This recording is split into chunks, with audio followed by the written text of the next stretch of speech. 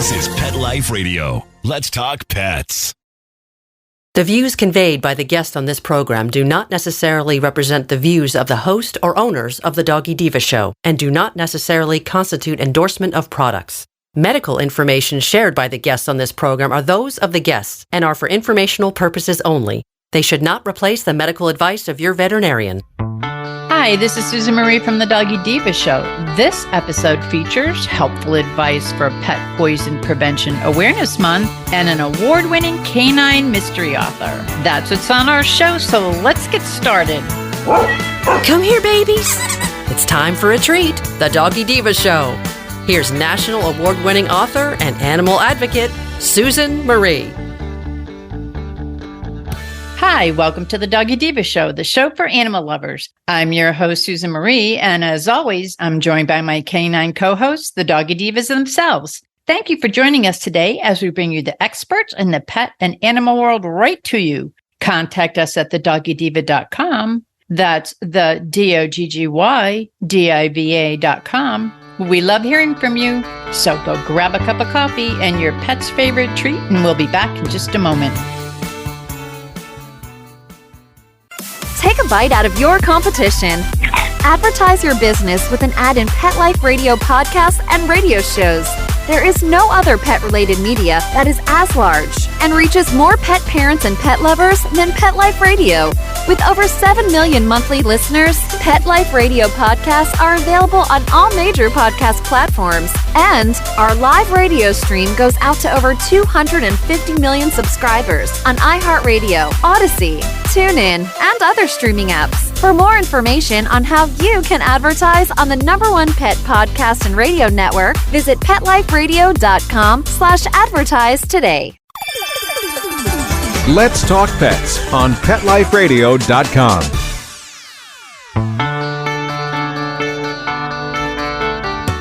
Welcome back, everyone, to the Doggy Diva Show. With us to share timely and important tips for pets and pet parents is Monica Leighton, president of Professional Pet Sitting. Hey, Monica, how are you? Hi, I'm great. With March being Pet Poison Prevention Month, I was thinking it's very ironic because 4 years ago this month, all three of mine were not on purpose, but our neighbor had put out a poison for a rodent and we had a rainstorm and it went into our yard. So all three of mine, they suffered from it. So I am very pro Pet Poison Prevention Month because there's so many things we need to be aware of. And it took us like a day or so to figure it out because it comes up like almost like pancreatitis or something. So it's really important to be aware of it, to be aware of things that can go on, whether it be in your yard, in your household, whether you're out for a walk, whether it's a plant, it could be inside your house. So can you share some helpful tips with our listeners for Pet Poison Prevention Month? Absolutely. They have so many different studies and things that talk about, all the common pet toxins. They even have, all the little segments. We could have a show. We could have multiple shows just covering all the different things out there that can be toxic to your pets, which is so scary. I mean, it's just so much. Mm-hmm. Their most common things that are called in is, a lot of human prescriptions, over-the-counter prescriptions that your pet gets into, foods, chocolate, even some veterinary products. They'll get, a pet's pill that, is for a bigger pet at home and the smaller pet grabs it or things of that nature. Household items, cleaning items, rodenticides, rodent baits and things like that. Certain plants, sprays, gardening products. The list just goes on and on. But the main thing that I really, wanted to kind of let people know is number one, first thing that happens is contact your vet or contact the Pet Poison Helpline because there's a lot of great information out there, which is amazing. It's so wonderful that we have that, but it's not all one size fits all. It's different for every pet, every circumstance, what they get into. There's different dosages for different sizes. And it's not always treated the same way with each and every pet. So if you have a pet that does get into something that you're concerned about, you want to remove the pet from the toxin, check and make sure that the pet's safe, they're breathing. Do not give any home antidotes. Do not induce vomiting. Just consult your vet. sometimes people say, oh, you can induce vomiting. You can give them hydrogen peroxide on the tongue or do this or do that. Don't do that until you contact your veterinarian or a pet poison helpline. Certain things, depending on the time frame, if you get home and see your pet's gotten into something, it may not have happened immediately. So maybe past the point of vomit inducing. It's treated in different ways. And sometimes you can almost make things worse by reacting quickly without knowing the best solution on how to solve it. So always contact Pet Poison Helpline, contact your veterinarian, tell them what's going on. If you have the information on what the pet ate, that's going to help them so much, or what they got into, have detailed things. The best you can do to kind of let them know how much, what dosage, or what plant, or, whatever it was that they got into. And they'll let you know the best thing to do, if you need to go straight to a vet, if you need to induce vomiting, if you need to give something else. But always contact them first. That's always going to be your number one best defense. Because again, if you do something that may be contradictive, it could potentially make things worse.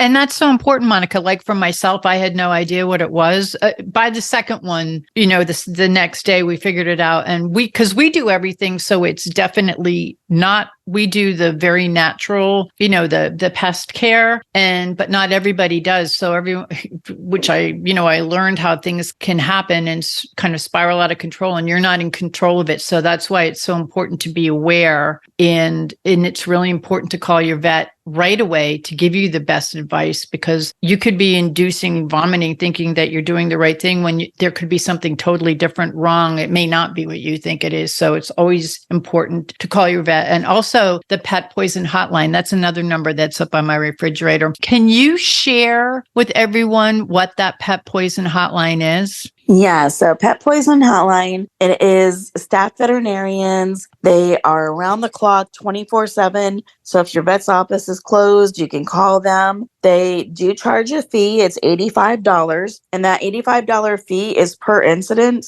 So you could call in and let them know what's going on. And if they say, hey, pet's got to go to your vet, they'll be able to, contact your vet. This is what's going on. This is what I told them to do. They'll talk with your veterinarian. There's so many instances where we had pets come in and had gotten into things. And Dr. Reinhardt would have me call Pet Poison Helpline just because they have such a huge knowledge wealth when it comes to toxicities and the best treatments. And you can have medications that aren't, not every vet is going to be familiar with every single med out there, especially when you have a ton of human products, what the dosages are, how they come, what it could possibly do to a pet, that having Pet Poison Helpline is such a huge help. And you can go on to their website, and that's petpoisonhelpline.com. You can call them. Their phone number is 1-855-764-7661.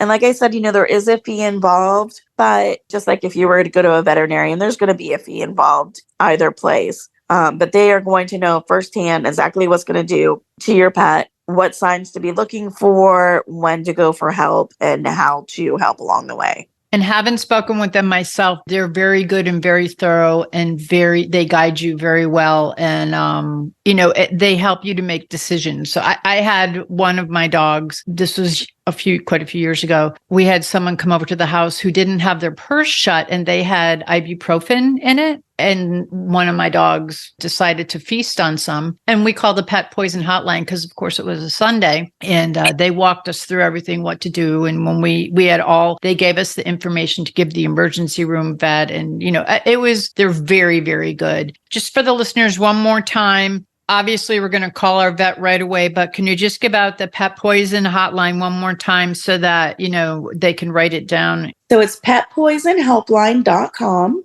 And it's 1-855-764-7661. Well, Monica, thank you. As always, this is great information, and it's very timely for the month of March. So everyone, make sure you have that number in your phone so that you're not scrambling or don't have to run through to the refrigerator when something happens to your pet, which you want to make sure that you're reacting to it right away. And always, when something is happening to your pet, always call your vet. Because most vets have on even if they're closed, they'll have on their answering machine what to do. So call your vet, call the pet poison hotline. Monica, as always, I thank you so much. This is such great and timely information. Oh, of course. If they can know where to go, then the pets can stay safe. And that's the goal. Absolutely. All three of my girls ended up doing great, but it was from reacting very quickly and my vet recognizing the signs. And also they contacted the pet poison hotline too. So I think everything works in conjunction with each other. So again, I thank you so very much.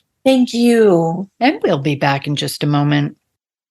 Hello, everyone. Susan Marie here to tell you about the award-winning 3-book series, The Doggy Diva Diaries.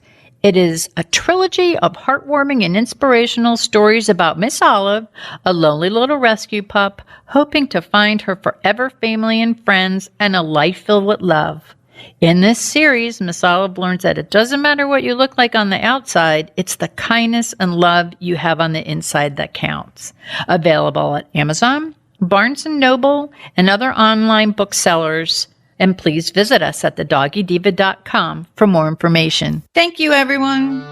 Coming up, an award-winning author premieres the latest release in her popular Canine suspense series. Stay with us. Molly, here's your dinner. Zeus, that's not your food. Don't let that happen to your precious cat. Elevate your cat's eating experience with the Cat Tree Tray. The Cat Tree Tray keeps your cat's food off the floor and conveniently located on the cat tree. It's the perfect way to eat. It's a beautiful wrought iron tray that easily attaches to your cat tree and keeps dogs and other critters out of your cat's dish. A must for multi-pet households. There's a 6-inch tray for large bowls and a 4-inch tray for smaller bowls. Purchase your Cat Tree Tray today. Go right now to cattreetray.com. That's cattreetray.com. cattreetray.com. Let's talk pets. Let's talk pets On Pet Life Radio. Pet Life Radio. PetLifeRadio.com.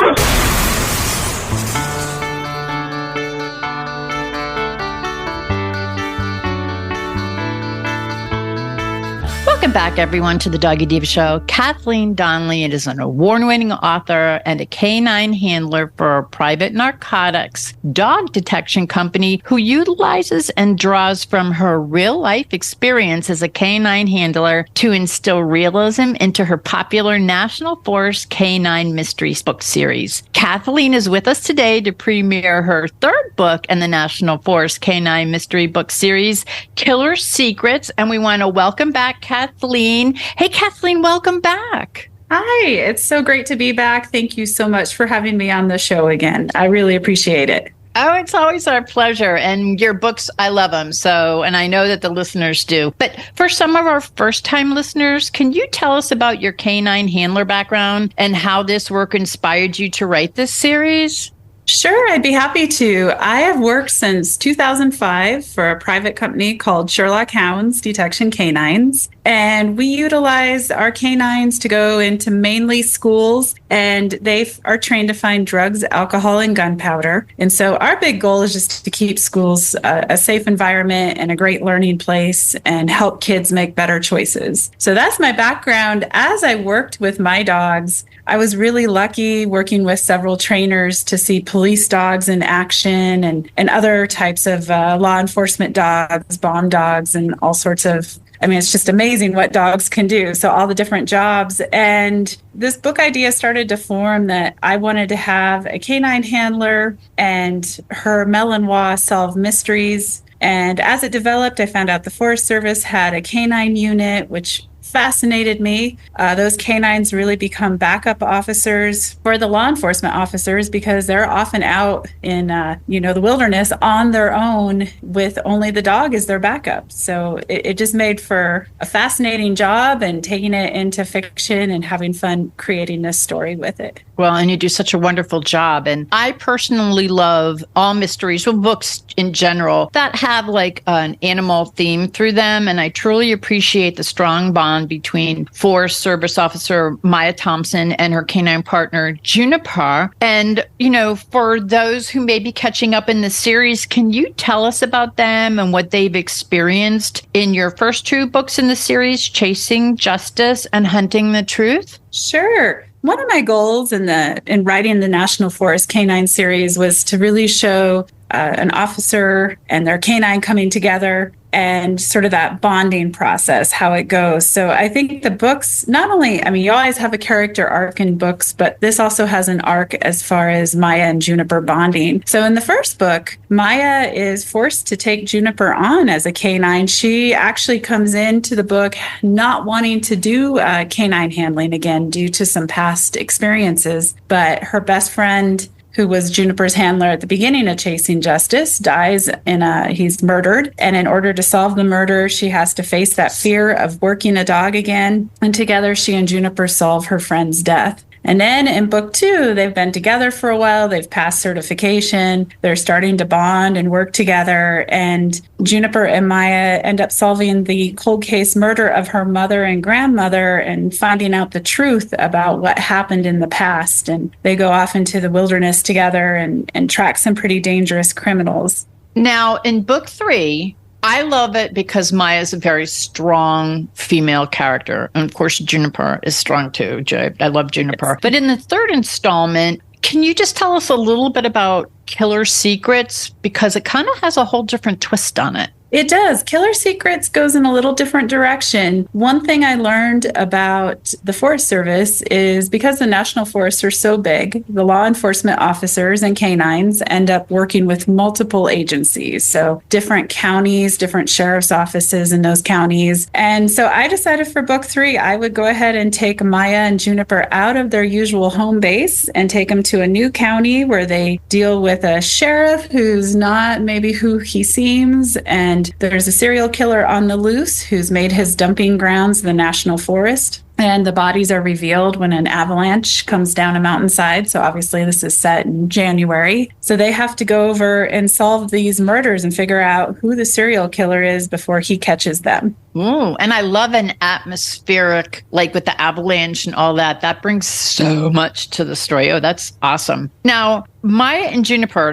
they've not only grown professionally, and I think that in the third book, we really see this coming because they're out of their comfort zone. They're into another area, but also personally. Can you tell us, and this is what I like about this story, you not only have the professional, and it's very suspenseful and intense, but you also have a personal relationship that Maya and Juniper have with Deputy Josh Colton. Can you tell us a little bit about that and how that plays into the series? Yes. So Josh ends up being Maya's love interest throughout the series. These are considered romantic suspense. So there's a little bit of romance. And throughout the series, I've enjoyed developing the relationship between Maya and Josh. And of course, like you said, Juniper, because she's an important piece.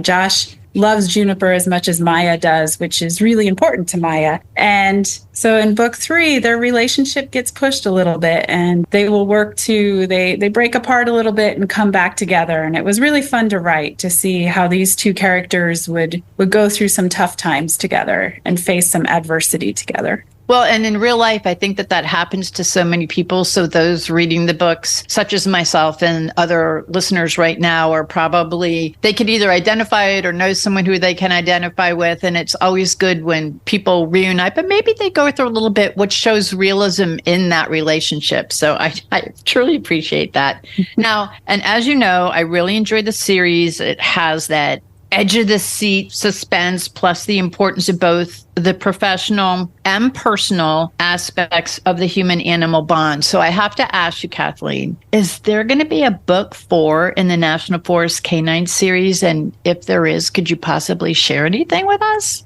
There will be a book 4 in the series. I don't have a release date yet. It's still early in the process for it. But there's some storylines I open up in Killer Secrets that then I will continue on. And I feel like I wrap them up well in Killer Secrets. But they're there, and I'm looking forward to, in book 4, opening them up and exploring them a little bit more. And it has to do with more of Josh's past as we come into book 4.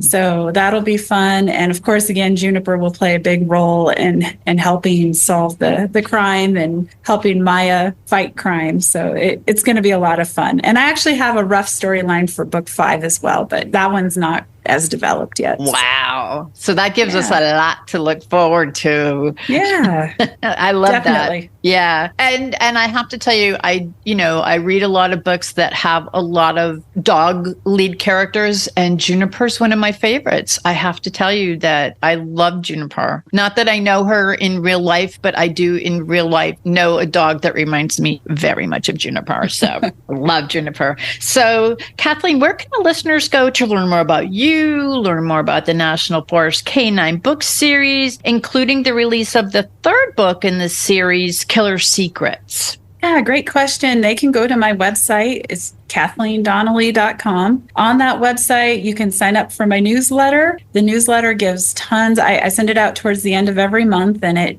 will keep everyone up to date on releases, how to pre-order. And of course, the website has that information as well. And if you sign up for the newsletter, you also I wrote a little nonfiction book about my time working dogs. So it's a little short story book called Working Tales, about working all the different canines over the years. And then I'm also on social media. All those links are also on my website, but you can find me on Facebook, Instagram, Twitter, and I think they're all under author Kathleen Donnelly, but the links are on the website. And I really enjoy connecting with my readers over social media. So I try to get back to all the comments. That's so important. And I think that that's one of the things that you do really well. So, and it's great when a reader can connect with the author. I think that kind of gives it that little extra, something, because once you're in love with the series, you're in love with the series, and as a byproduct, the author. Very true. Yes. So Kathleen, I want to thank you so much for being our guest today and for premiering the 3rd book in your popular National Forest Canine Mysteries, Killer Secrets. And I also want to share with the listeners that Killer Secrets was as a selected feature as one of Miss Olive's favorite things in the recent issue of Suncoast Pet Magazine. And it is truly a fan favorite. So I want to thank you again for visiting us, being on our show, and premiering Killer Secrets. And we can't wait to talk to you for the 4th installment. So it gives us something to look forward to. So I thank you so very much. Yes, thank you very much. And I look forward to talking with you again. And for those who want to connect with Kathleen, please go to KathleenDonnelly.com. So thank you again, and we'll be back in just a moment.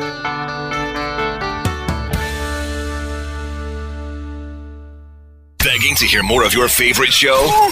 Full episodes of all our shows are available on demand. Go to PetLifeRadio.com to fetch our entire lineup of Possum Pet podcasts. Also, dig us up in iHeartRadio and iTunes. Let's talk pets. Live and on demand, only from Pet Life Radio. We would like to thank our guests this week. And also, as our Doggy Divas always say, please love your pets because they love you unconditionally. And please remember to adopt, foster, spay, neuter, and microchip. And as always, please have a great Diva week, everyone. Thank you for joining us for this episode of the Doggy Diva Show. To find out more about Susan Marie and the Doggy Divas, visit them at their website, thedoggydiva.com, and on Facebook at The Doggy Diva Show. Tell your fellow pet parents about it. We look forward to having you join us again for the next episode. See you soon.